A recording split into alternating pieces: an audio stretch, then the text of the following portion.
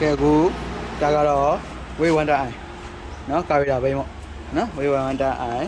ကာဗီတာဘိန်းလေးဘယ်ဒီချခြင်းမဝင်တဲ့ပြဿနာလေးကိုဖြေချကြည့်မယ်နော်ကဲနံပါတ်1အနေနဲ့ဆရာတို့က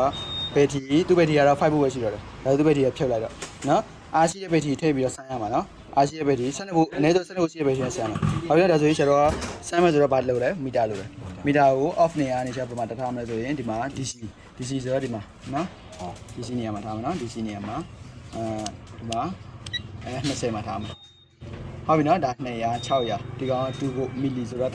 1000မီလီမှာ1ဖို့ရှိရလေဟုတ်တော့အဲဒီတော့2000မီလီဆိုတော့2ဖို့ပေါ့နော်ဒါ2ဖို့ဒါသူ့ရဲ့အောက်က200မီလီနော်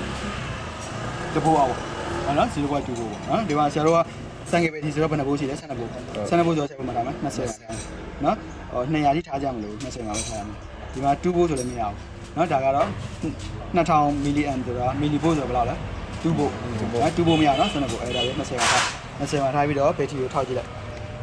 အပေါင်းနှုတ်မှန်အောင်ထောက်ပြီနော်ဘက်ထရီထောက်ကြည့်တော့ဘက်ထရီကဘယ်နှဖို့ရှိလဲ12.5ဟောဘက်ထရီရဲ့ပင်ကိုအားဘယ်လောက်ရှိလဲ12.5ဒါဆိုရင်ရှောက်ဆက်နှုတ်ပြီးတော့လီဗာဆွဲတဲ့ခါကျရင်သူက12.5အထိမပို့ရဘူးပို့ရမယ်မပို့ဘူးဆိုရင်ဘာဖြစ်လဲဘယ်ထရီချာဂျင်မဝင်ဘူးလို့ကျွန်တော်တတ်မှတ်တယ်ဟောတော့ဒါဆိုဆက်နှုတ်ကြည့်နော်ဆက်နှုတ်မယ်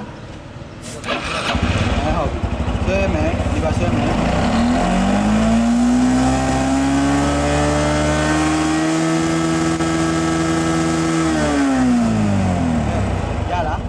မတက်ဘူးလေလုံးဝမတက်လာဘူးဒါဆိုရင်တော့ဘယ်ဒီချာဂျင်လုံးဝမဝင်အဲဆိုဆရာတို့ဘာရေးရှင်းမယ်ဝါယာလိုင်းနေရှင်းမယ်အောက်ကွန်ရှင်းမယ်ဒိုင်ယွန်ရှင်းမယ်ဟုတ်နော်ကဲဖြတ်